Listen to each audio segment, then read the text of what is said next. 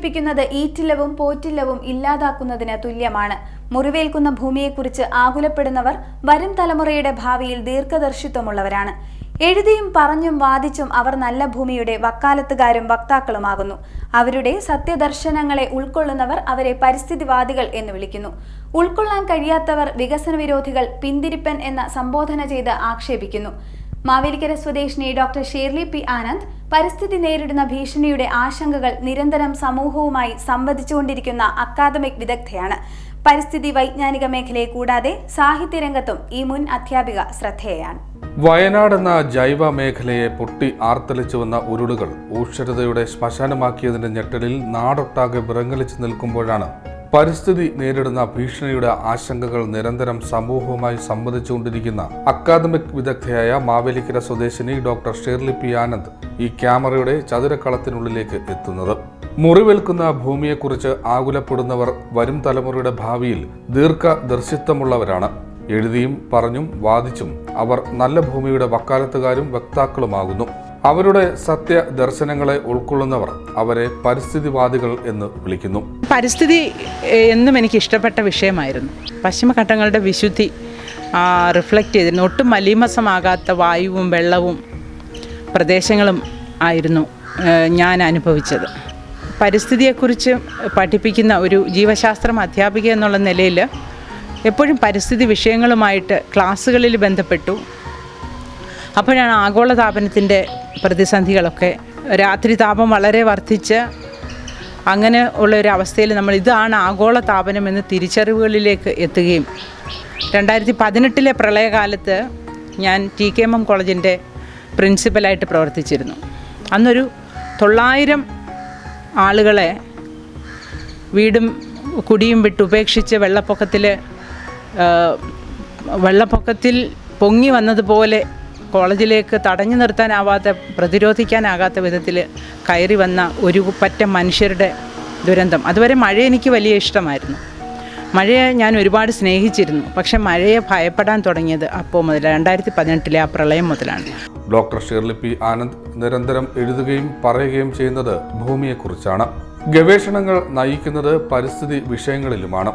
നമ്മുടെ കീഴിൽ റിസർച്ച് ചെയ്യുന്ന കുട്ടികൾ, ഞാൻ പ്രധാനമായിട്ടും പരിസ്ഥിതി വിഷയങ്ങൾ ബന്ധപ്പെട്ട വിഷയങ്ങളാണ് റിസർച്ചിന് കൊടുത്തിരുന്നത്. ചവറയിലെ ജലാശയങ്ങളിലെ പൊല്യൂഷനായിരുന്നു അത്. സത്യം പറഞ്ഞാൽ ഞങ്ങളുടെ ഗവേഷണ പ്രബന്ധത്തിലൂടെ, നമ്മൾ ഗവേഷണ പഠനങ്ങളിലൂടെ ഞങ്ങൾ കണ്ടെത്തിയത് അവിടുത്തെ ആ വാട്ടർ ബോഡീസിലൊന്നും മത്സ്യം കഴിക്കാനേ പാടില്ല, അത്രമാത്രം ടോക്സിസിറ്റി ഉള്ള പ്രദേശമാണ്. അതായത് ഇൻഡസ്ട്രിയൽ പൊല്യൂഷൻ എങ്ങനെയാണ് ബാധിക്കുന്നത് എന്ന് വളരെ വ്യക്തമായിട്ട്. പശ്ചിമഘട്ടത്തെ ദ്രോഹിച്ചതിന്റെ ഫലമാണ് വയനാട്ടിലേത് ഉൾപ്പെടെയുള്ള പ്രകൃതി ദുരന്തങ്ങളെന്ന് നിരീക്ഷിക്കുന്ന ഡോക്ടർ ഷേർലി പശ്ചിമഘട്ടത്തിന്റെ സംരക്ഷണത്തിനായുള്ള നിർദ്ദേശങ്ങളടങ്ങിയ മാധവ് ഗാഡ്ഗിൽ പഠന റിപ്പോർട്ട് താഴെ തട്ടിലുള്ള ജനങ്ങൾക്ക് വരെ മനസ്സിലാക്കാൻ പാകത്തിന് ചർച്ച ചെയ്യപ്പെടേണ്ടിയിരുന്നുവെന്നും അഭിപ്രായപ്പെടുന്നു. പരിസ്ഥിതി നേരിടുന്ന പ്രതിസന്ധികൾ, ഒരുപാട് ഇഷ്യൂസ് ഉണ്ട്. അതൊക്കെ നമ്മൾ പഠിപ്പിക്കുമ്പോൾ തന്നെ നമുക്ക് അതിനെക്കുറിച്ച് വലിയ ആശങ്കകൾ ഉണ്ടാകും. നമ്മുടെ നാട്ടിൽ, നമ്മുടെ ലോകത്ത് സംഭവിച്ചുകൊണ്ടിരിക്കുന്നതാണ്. കാരണം നമ്മുടെ പോളിസി മേക്കേഴ്സ് തീരുമാനങ്ങൾ എടുക്കുന്നതൊക്കെ നമ്മുടെ ജനപ്രതിനിധികളാണ്. ശരിയായ രീതിയിൽ ഈ വക കാര്യങ്ങൾ പഠിച്ചിട്ടുള്ളവരുമായിട്ടൊരു ചർച്ച നടത്തിയല്ല പലപ്പോഴും തീരുമാനങ്ങൾ എടുക്കുന്നത്. അതിൻ്റെ ഒരു ഡ്രോബാക്ക് ഒരുപാടുണ്ട്. ഈ ദുരന്തങ്ങൾ ഉണ്ടാകുന്നതൊന്നും ഒരിക്കലും ഭൂമിയുടെ പ്രശ്നമല്ല, മനുഷ്യൻ്റെ പ്രശ്നമാണ്. മനുഷ്യൻ കാണിക്കുന്ന നെറികേടുകളുടെ നിവർത്തികേടാണ് ഈ ദുരനുഭവങ്ങളായിട്ട് പുറത്തു വരുന്നത്. ആഗോളതാപനം, കാലാവസ്ഥാ വ്യതിയാനം, പരിസ്ഥിതി മലിനീകരണം തുടങ്ങിയ കാലിക പ്രസക്തിയുള്ള പ്രശ്നങ്ങളിൽ വിഷയ അടിസ്ഥാനത്തിലുള്ള വസ്തുതകളും ആശയങ്ങളും വിശദീകരണവും നിറഞ്ഞതാണ് ഡോക്ടർ ഷേർലിയുടെ ലേഖനങ്ങൾ. ഇവയിലെ ലളിതമായ ആഖ്യാന ശൈലിയും ഭാഷാ പരിജ്ഞാനവും വിഷയ അവതരണവും ശ്രദ്ധേയമാണ്. ഇൻഡസ്ട്രിയൽ റെവല്യൂഷൻ, അതായത് വ്യവസായ വിപ്ലവം എന്ന് പറയുന്ന 1900 കഴിഞ്ഞ് നമ്മൾ ഒരുപാട് മുന്നോട്ട് പോയി. അപ്പോൾ അതിന് മുൻപുള്ള ഒരു കാലാവസ്ഥ അല്ല നമ്മുടെ ലോകം മൊത്തം ആ കാലാവസ്ഥയിലുണ്ടായ മാറ്റം. ഹരിതഗ്രഹ വാതകങ്ങൾ നമ്മൾ പുറന്തള്ളാൻ അമിതമായിട്ട് തുടങ്ങി. അത് ചൂടിനെ പിടിച്ച് ഭൂമിയുടെ ഉപരിതല താപം വർദ്ധിപ്പിക്കുകയും അങ്ങനെ ഭൂമിക്ക് താങ്ങാനാകാത്ത ചൂട് വരികയും, കാലാവസ്ഥാ വ്യതിയാനം നമ്മളുണ്ടാക്കിയതാണ്. ആ കാലാവസ്ഥാ വ്യതിയാനം നമ്മൾ ഉണ്ടാക്കിയത് നമ്മുടെ പ്രവൃത്തികളിലൂടെയാണ്. ഇനി ഒരിക്കലും നമുക്ക് തിരിച്ചു പോകാൻ പറ്റത്തില്ല. കാരണം നമ്മൾ അനുഭവിക്കാൻ തുടങ്ങിയ സുഖഭോഗങ്ങൾ നമ്മൾ ഉപേക്ഷിക്കാൻ തയ്യാറല്ല. പക്ഷേ അതിൻ്റെയൊക്കെ പരിണത ഫലമെന്ന് പറയുന്നത് നിർവചിക്കാനാകാത്ത ദുരന്തങ്ങളായിരിക്കും. അത് ഇനിയും മനുഷ്യൻ തിരിച്ചറിയുന്നില്ല. ആനുകാലികങ്ങളിൽ എഴുതി പ്രസിദ്ധീകരിക്കപ്പെട്ടതും പ്രസിദ്ധീകരണത്തിന് നൽകാത്തവയും ചേർത്ത് മുറിവേറ്റ ഭൂമിക്കായി എന്ന പേരിലുള്ള ലേഖന സമാഹാര ഗ്രന്ഥം അടുത്തു തന്നെ പുറത്തിറങ്ങാനിരിക്കുകയാണ്. സംസ്ഥാനത്തെ പല പ്രമുഖ കോളേജുകളിലും പ്രിൻസിപ്പലായും അധ്യാപികയായും സേവനം അനുഷ്ഠിച്ച് വിരമിച്ച ഡോക്ടർ ഷേർലിയുടെ പരന്ന അറിവും അധ്യാപന ഗവേഷണ അനുഭവ സമ്പത്തും രചനാപാഠവും ഗ്രന്ഥ സൃഷ്ടിക്ക് പിൻബലമായിട്ടുണ്ട്. ഒരു കുട്ടി അധ്യാപികയെ കുത്തിക്കൊന്ന ഒരു സംഭവം ഉണ്ടായി. അപ്പോൾ ഞാനതിൻ്റെ ട്രെയിനിലിരുന്ന് ഞാൻ ആ പത്രം വായിക്കുമ്പോൾ എൻ്റെ മനസ്സിൽ ഒരുപാട് അങ്ങനെ നിറഞ്ഞു തുളുമ്പി ഒത്തിരി ആശയങ്ങൾ വന്നു. എന്തുകൊണ്ടൊരു കുട്ടി ഒരു അധ്യാപികയോട് അത് ചെയ്യുന്നു എനിക്ക് സങ്കല്പിക്കാൻ സാധിക്കത്തില്ല. അപ്പോൾ അത് ഏത് ആംഗിളിൽ നിന്ന് ആ കുഞ്ഞ് ഒരു തലത്തിലേക്ക് എത്തി എന്നുള്ള ഒരു ചിന്ത ഞാൻ അപ്പോൾ തന്നെ കയ്യിലിരുന്ന തുണ്ടുപേപ്പറുകളിൽ കുറിച്ച് കേരള കൗമുദിയുടെ ഓഫീസിൽ ചെന്നു. അന്ന് ഒരു ഗോപികൃഷ്ണൻ എന്ന് പറഞ്ഞൊരു എഡിറ്റോറിയൽ ബോർഡിലെ ഒരു സാറിൻ്റെ കയ്യിൽ കൊടുത്തു. അപ്പോൾ അദ്ദേഹം എന്നോട് പറഞ്ഞു, ടീച്ചറെ ഇത്തരം ഒരു ലേഖനം ഞങ്ങൾ കാത്തിരിക്കുകയായിരുന്നു. അപ്പോൾ പിറ്റേ ദിവസം തന്നെ അത് പത്രത്തിൽ പ്രസിദ്ധീകരിച്ചു. അപ്പോൾ ഇങ്ങനെ ഓരോരോ സിറ്റുവേഷൻസ് വരുമ്പോൾ നമുക്ക് എഴുതണം. ഇത് ഞാൻ വായിക്കുമ്പോൾ ഒരു കാര്യം വായിക്കുമ്പോൾ ഇത് ജനം മുഴുവൻ അറിയേണ്ട ഒരു വിഷയമാണെന്നൊരു തോന്നൽ വരുമ്പോഴാണ് നമുക്ക് എഴുതിയേ പറ്റൂ. അപ്പോൾ നല്ലൊരു ഫ്ലോ തോന്നും. നമ്മളൊരു കവിത എഴുതുന്ന പോലെ കഥ എഴുതുന്ന പോലെ നമുക്കൊരു ഫ്ലോ തോന്നും ഒരു ആർട്ടിക്കിളിനെ കുറിച്ച്. അപ്പോൾ ഞാൻ കുറേ കവിതകളും എഴുതിയിട്ടുണ്ട്. അതൊന്നും ഒരു പുസ്തകമാക്കിയിട്ടില്ല. ഒരു പുസ്തകമാക്കാനും വേണ്ടും കവിതകൾ ഞാൻ ദിനപത്രങ്ങളിലും ആനുകാലികങ്ങളിലും ഒക്കെ പ്രസിദ്ധീകരിച്ചിട്ടുണ്ട്. എൻഡോസൾഫാൻ വിഷയം, അതുപോലെ പരിസ്ഥിതി ആയിരുന്നു. നമ്മൾ പഠിപ്പിക്കുമ്പോൾ നമുക്ക് കോൺട്രഡിക്റ്ററി ആയിട്ട് നമ്മുടെ നാട് ചെയ്യുന്നതും ചെയ്യരുതാത്തതും. അപ്പോൾ അത് ജനങ്ങൾ അറിയണം. നാളത്തെ എൻ്റെ സ്റ്റുഡൻസ് അവരാണ് പിന്നീട് പോളിസി മേക്കേഴ്സായിട്ട് വരുന്നത്. അപ്പോൾ അവരൊരു സ്ഥാനത്തെത്തുമ്പോൾ ഒരു തീരുമാനമെടുക്കുമ്പോൾ അപ്പോൾ അതിന് കുട്ടികളോട് നമ്മൾ ശക്തമായിട്ട് ഇതെല്ലാം പറയുമായിരുന്നു. അതോടൊപ്പം ജനങ്ങളും ഈ തിരിച്ചറിവിലേക്ക് എത്തണം. അപ്പോൾ അതിന് വേണ്ടിയിട്ടാണ് സത്യത്തിൽ എഴുതി തുടങ്ങിയത്. സീറോ ബഡ്ജറ്റ് നാച്ചുറൽ ഫാമിങ്, അങ്ങനെ നിരവധിയായ ലേഖനങ്ങൾ ആനുകാലികങ്ങൾ കലാകൗമുദിയിൽ, വിജ്ഞാന കൈരളിയിൽ, മാതൃഭൂമിയിൽ ഒക്കെ ഞാൻ പ്രസിദ്ധീകരിച്ചു. അപ്പോൾ അത് ഒത്തിരി ഇങ്ങനെ ചെതറി കിടക്കുന്നു. അപ്പോൾ എന്തുകൊണ്ട് ഇത് ഒരു ബുക്കായിട്ട് പ്രസിദ്ധീകരിച്ചുകൂടാ? അപ്പോൾ അങ്ങനെ ഒരു ചിന്തയിൽ നിന്ന് ഞാൻ ഗ്രീൻ ബുക്സിനെ സമീപിച്ചു. അപ്പോൾ അവർ അത് സർവാത്മന സ്വാഗതം ചെയ്തു.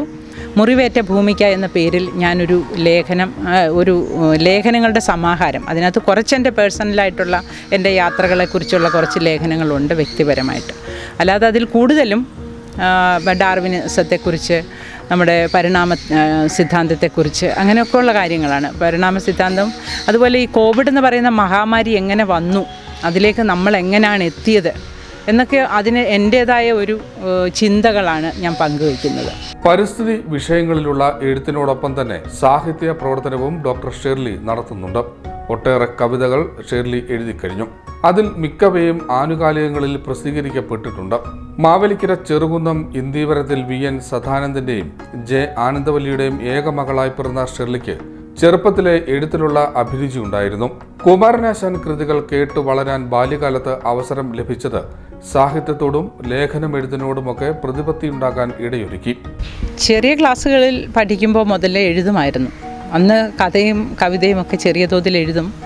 മധ്യവേനൽ അവധിക്കാലങ്ങളിൽ ഞാൻ മൊത്തം വായനയായിരുന്നു. എല്ലാ ദിവസവും രാത്രി എൻ്റെ കുട്ടിക്കാലം മുതൽ ഞാൻ കേട്ട് വളരുന്നത് കുമാരനാശാൻ്റെ കൃതികൾ. അപ്പൂപ്പനും അമ്മൂമ്മയും, അപ്പൂപ്പൻ്റെ അനിയനുണ്ടായിരുന്നു കൊച്ചച്ഛൻ, ഇവർ 3 പേരും ചൊല്ലുന്ന കുമാരനാശാൻ കൃതികൾ അക്ഷരശ്ലോകം കേട്ടാണ് ഞാൻ ഉറങ്ങിയിരുന്നത്. അപ്പോൾ എനിക്കൊരു താരാട്ടായിട്ട് അക്ഷരശ്ലോകങ്ങളാണ് കിട്ടിയിരുന്നത്. Kottamanpara UP school, Nangiarkulangara Bethany Balika Madom, Mavelikara government girls high school, NSS high school Kurathikad, Mavelikara bishop college, Kollam SN college എന്നിവിടങ്ങളിലാണ് പഠനം നടത്തിയത്. ബിരുദാനന്തര ബിരുദത്തിന് ശേഷം MG സർവകലാശാലയുടെ ഗവേഷണ കേന്ദ്രമായ കാത്തോലിക്കറ്റ് കോളേജിൽ നിന്നും ജന്തുശാസ്ത്രത്തിൽ ഗവേഷണ ബിരുദം നേടി. ഇതോടെ അധ്യാപന രംഗത്ത് സജീവമായി. കേരള സർവകലാശാലയുടെ അംഗീകൃത റിസർച്ച് ഗൈഡായി വിദ്യാർത്ഥികളുടെ ഗവേഷണ ബിരുദ പഠനത്തിന് മേൽനോട്ടം വഹിച്ചു. കേരള സർവകലാശാല സെനറ്റ് മെമ്പറായിരുന്നു. ചൈനീസ് അക്കാദമിയുടെയും ഡെവലപ്പിംഗ് വേൾഡ് അക്കാദമിയുടെയും വിസിറ്റിംഗ് സ്കോളർഷിപ്പോടെ ബീജിംഗിലെ ഇൻസ്റ്റിറ്റ്യൂട്ട് ഓഫ് സുവോളജിയിൽ ഗവേഷണം നടത്തി. 2016 കേരള സ്റ്റേറ്റ് എനർജി മാനേജ്മെന്റ് കൗൺസിലിന്റെ വ്യക്തികൾക്കുള്ള എനർജി കൺസർവേഷൻ അവാർഡ് ലഭിച്ചിരുന്നു.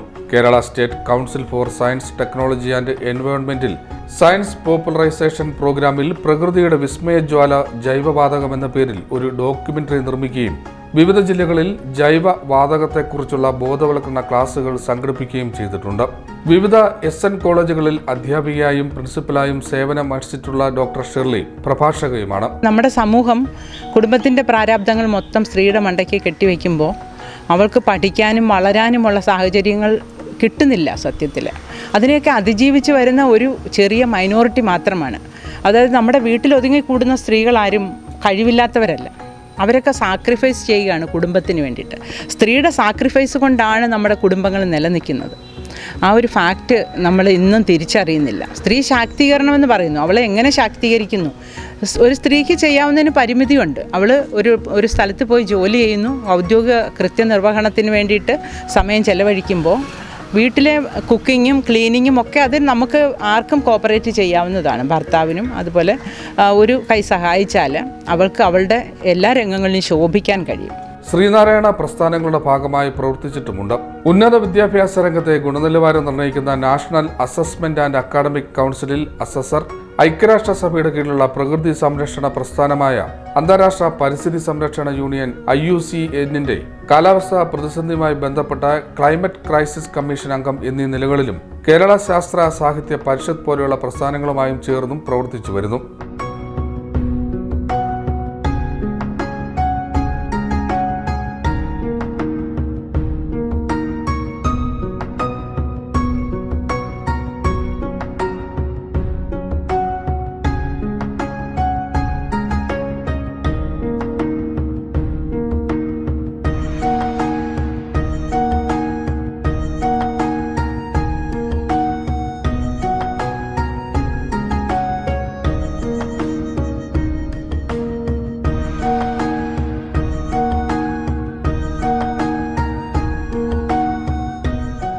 മൃഗസംരക്ഷണ വകുപ്പിൽ അഡീഷണൽ ഡയറക്ടറായി വിരമിച്ച ഭർത്താവ് ഡോക്ടർ PB സതീഷ് ബാബു, മക്കൾ ശരത് P സതീഷ്, ഹേമന്ത് PS, മരുമകൾ, ചെറുമക്കൾ എന്നിവരടങ്ങുന്ന കുടുംബം ഡോക്ടർ ഷേർലി P ആനന്ദിന്റെ പ്രവർത്തനങ്ങൾക്കെല്ലാം പിന്തുണ നൽകുന്നു.